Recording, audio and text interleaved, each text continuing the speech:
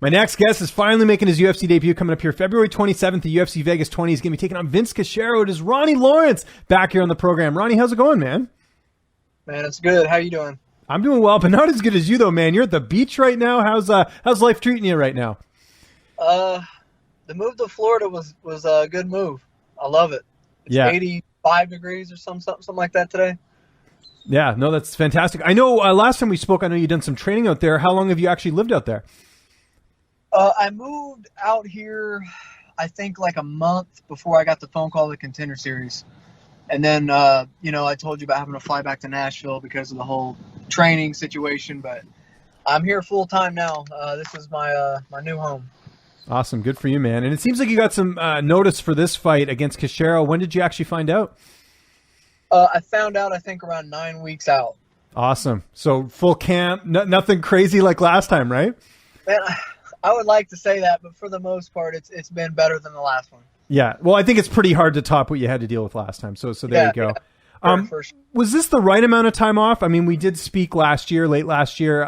Was this kind of when you were looking to get back? Because I believe you were, nursing some bumps and bruises. I wanted to get back sooner, but this may sound like yada yada, but I came from a gym in Nashville.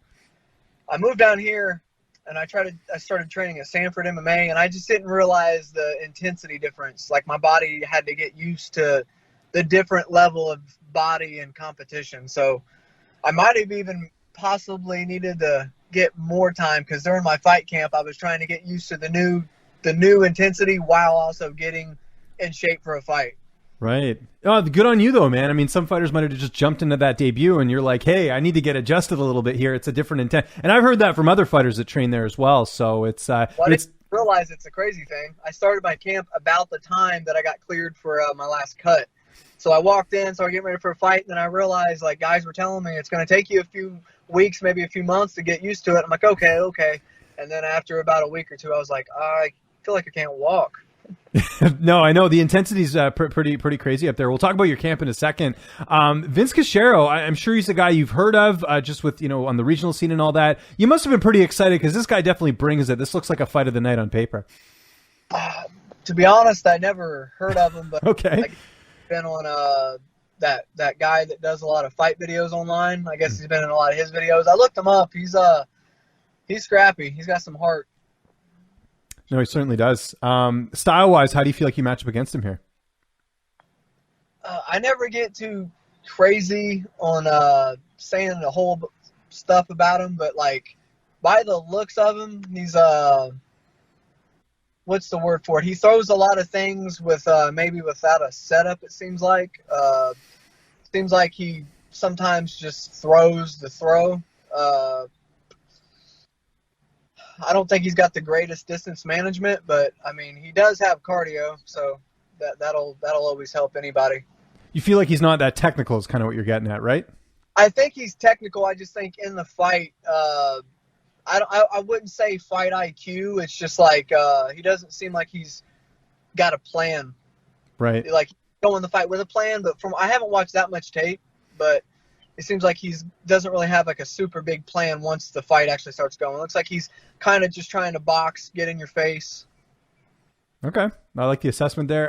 Training camp, there's a lot of guys at that gym. Who are you mainly getting to work with for this camp? Honestly, like, I'm still kind of the new guy, so like it's like a guy here and there, but I work with one of the guys actually fought back in LFA. I work with him a lot. His name's Garrett Armfield. He's not in the UFC, but man, that kid is such a tough round. I've been training with Darian Caldwell. He's like butter when it comes to wrestling. It's ridiculous. Very cool. It's hard. The guys are so many, but I try to stick to the bantamweights, but sometimes you get matched up with the bigger guys.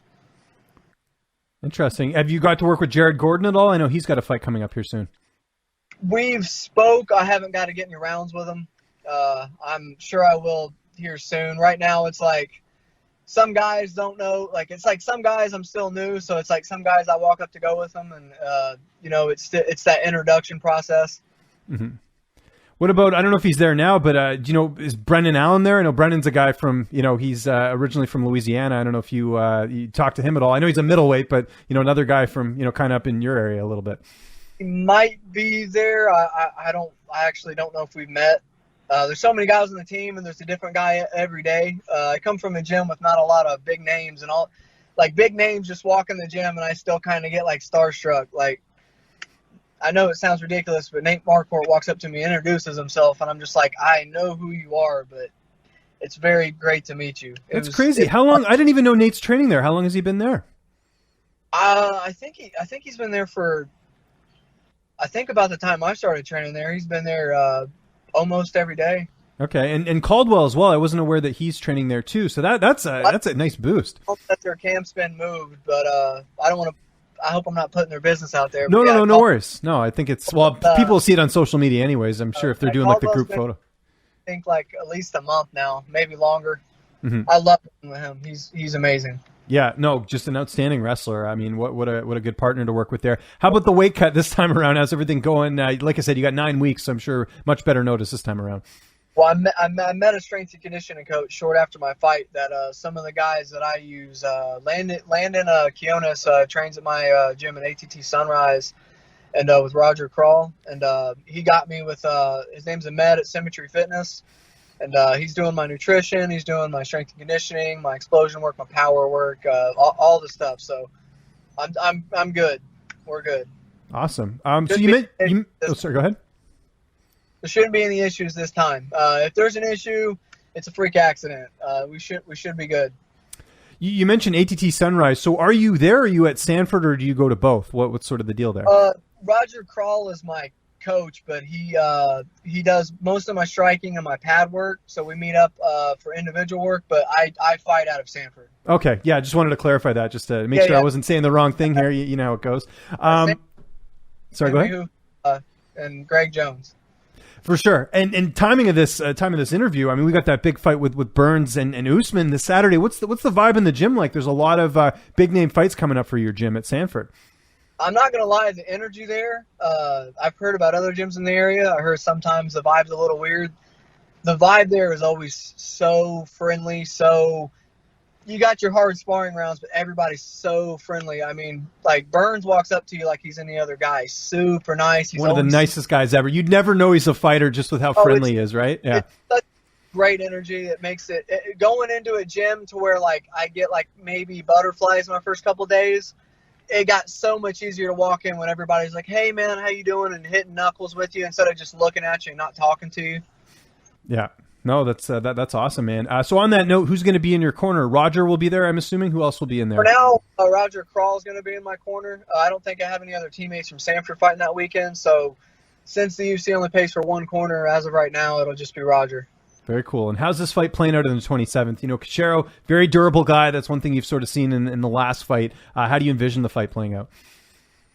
You know, I'll do my best to give an assessment, but, like, it seems like every time I envision a fight laying in bed, I go into the cage and, like, chaos happens, and I can't be Mystic Mac and predict what happens. Like, it's something else always happens. Like, my last fight, I honestly didn't plan on taking him down as many times as I did, and then it just happened.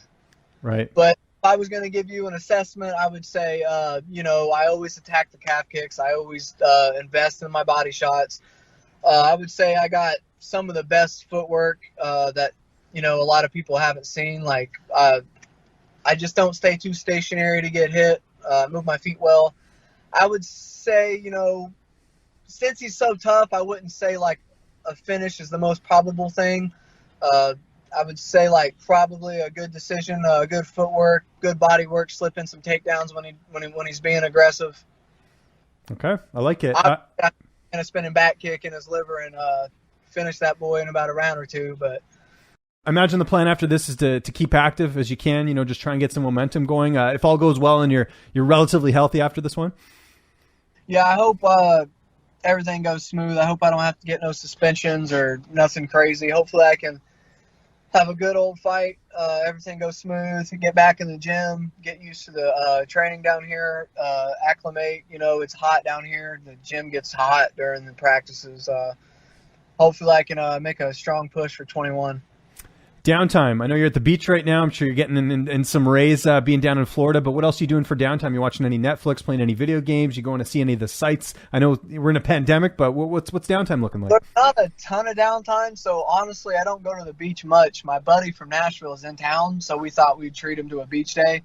He happened to randomly let us know he was coming into town, and I was trying to rush here so I could sit down on the podcast in time. I appreciate it. I'm taking time away from your buddy, man. That's awesome. Thanks for doing that.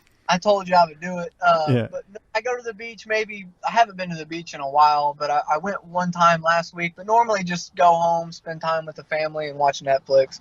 I had 5 hard sparring rounds this morning, was exhausted. Then I got practice tonight back at Sanford at 6. There you go. Last question before I let you go. I don't think I asked you this in the last interview, but have you ever been to a Nashville Predators game? Did you ever watch any hockey when you were living in Nashville? I had a couple opportunities, but you gotta go, man. It's so good. I went there a couple of years ago. They are totally into hockey there. It was great. Oh, I had so many buddies go. I just found a reason not to go. I don't know what my problem is. That's fine. I went for a weekend because I'm from Vancouver and I live in Canada, so obviously hockey's huge. So I went down there a couple of years ago. Now there's a bar near there. I think you'll know the name of it. I think it's called the Trailer Park. It's got grass, fake grass in the bar. Do you know where I'm talking about? Downtown Nashville. Yeah, Nashville's got some good bars. Oh, amazing bars. Huge fan of it. Yeah. Bars very often. People get drunk, and I'm not the biggest guy walking around. So I'm the same way. But when I went for the hockey game, I definitely went. Had a couple drinks beforehand and went there. But the Trailer Park, I think, is what it's called. It was a cool spot. I haven't been there. I haven't been to very many bars down there. Yeah. The bar scene there, though, it's very nice. It's a touristy spot. For sure. Ronnie, thanks so much for doing this, man. I know you got some beach time to take care of. In the meantime, if you got any sponsors or social media you want to plug, I'll give you the last word. Yeah, so Ronnie the Heat on Instagram, also Ronnie Lawrence on Facebook, First Round Management, Lechosa's Hot Sauce. Try not to forget anybody. You're always posting your sponsors on your social media, right? So they'll see it there. That's where you direct them, right? So there you go. Still trying to get the hang of all the hot suit, obviously the hot suit, sauna suits. Hopefully the next interview I'll be at Sanford a little longer and I can tell you about my training partners. Right now I'm just you're a newbie. I get it, man. I appreciate it. I'm lost in swimming around.